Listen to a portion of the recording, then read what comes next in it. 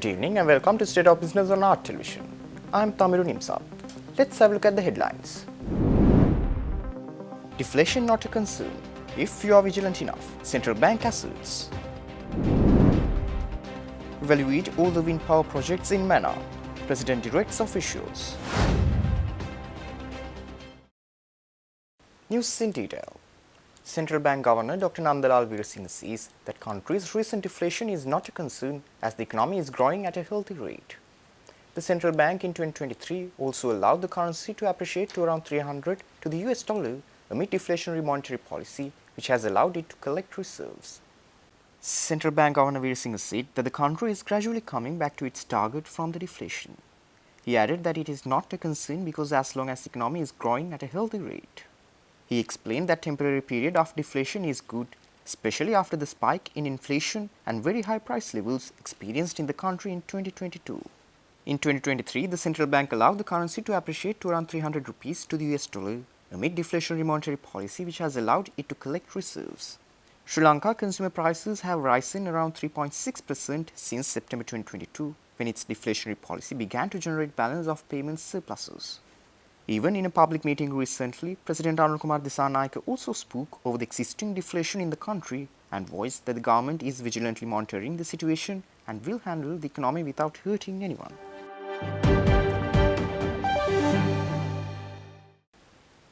President Anurukumar Dissanayake has directed an immediate review of all wind power projects in Mannar. The decision comes alongside the transport sector budget talks and response to mounting protests from local communities about environmental and livelihood impacts.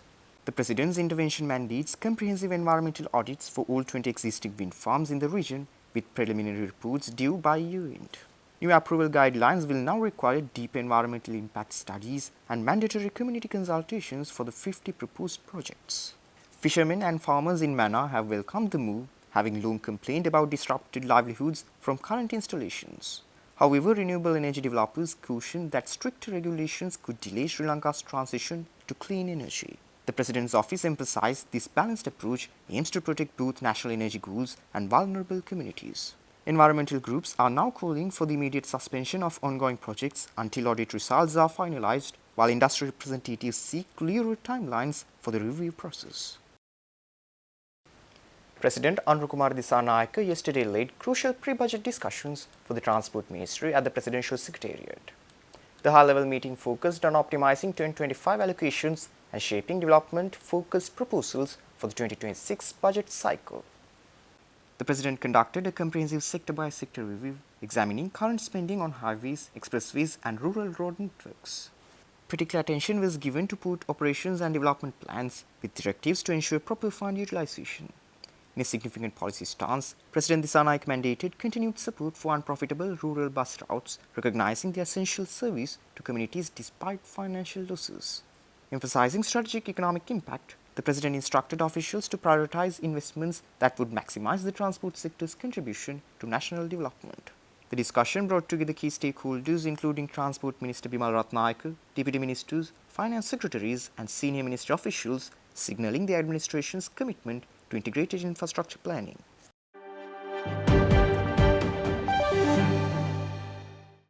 Stay tuned. We will return after this short commercial break.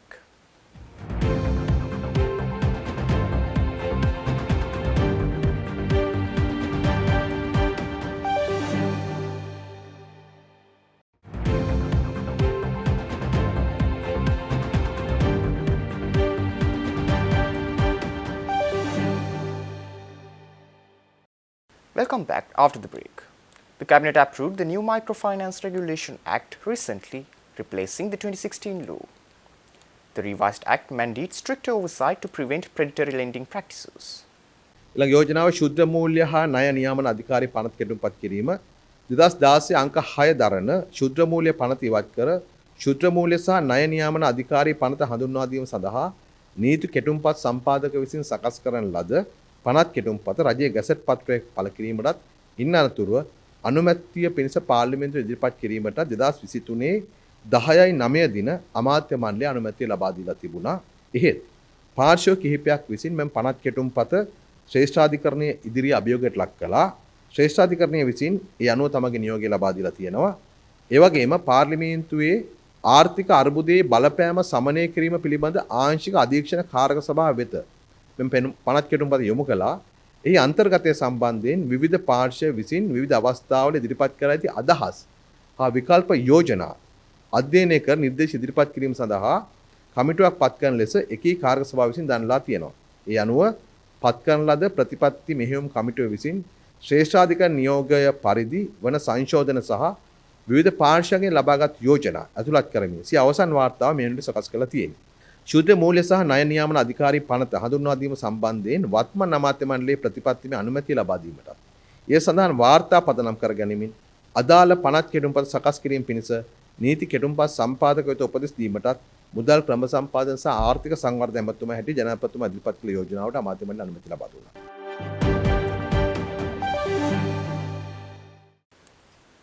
The Chamber of Lankan Entrepreneurs and Japan External Trade Organization launched the Sri Lankan Corporate Health and Productivity Awards 2025 at Colombo yesterday.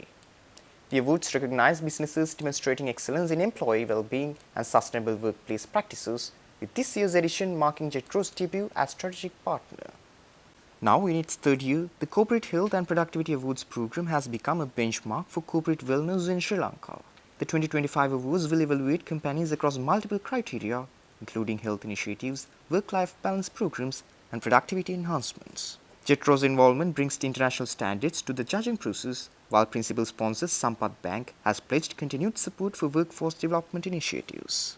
Organizations of all sizes are encouraged to apply before October 31st deadline, with winners receiving national recognition and opportunities to showcase their programs as industry-best practices. The awards align with COIL's broader mission to improve Sri Lanka's employment environment by putting employee welfare at the center of business growth strategies. Application forms and detailed criteria are available at www.slchpa.com. This year's competition features enhanced categories reflecting evolving workplace needs, including mental health support systems and inclusive workplace policies. The judging panel will include both local experts and international representatives from JETRO, ensuring a balanced evaluation process. Past winners have reported significant improvements in employee retention and brand reputation following their recognition. COIL Chairman Manjula Vijayasundara emphasized that the Corporate Health and Productivity Awards represent more than recognition. They are a movement to inspire healthier workplaces. Speaking at yesterday's launch, he stressed how employee well-being directly enables both business success and happier family lives. Healthy people build healthy businesses, and healthy businesses build healthy nation. As of now, countries like Japan and Finland are very seriously looking into health and well-being of their employees, and that's why we have JETRO as our partner for this program.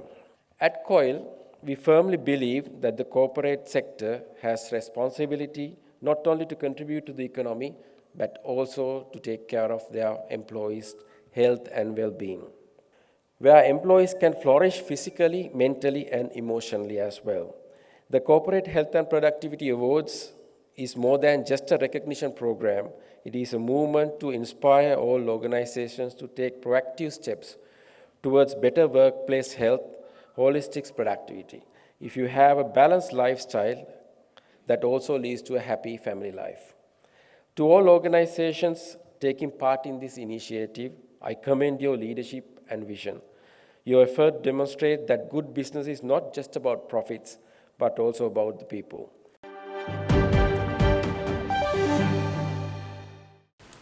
Stay tuned for the stock update.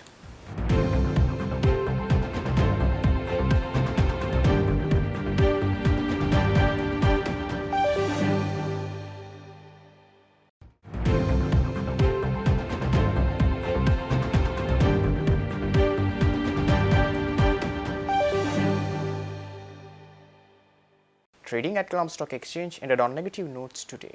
The all-share price index dropped by 46.83 to close at 19,928.67. The S&P SL20 dropped by 35.06 to close at 5,780.58. The turnover was over 7 billion rupees and over 267 million shares were traded. Up next are forex rates.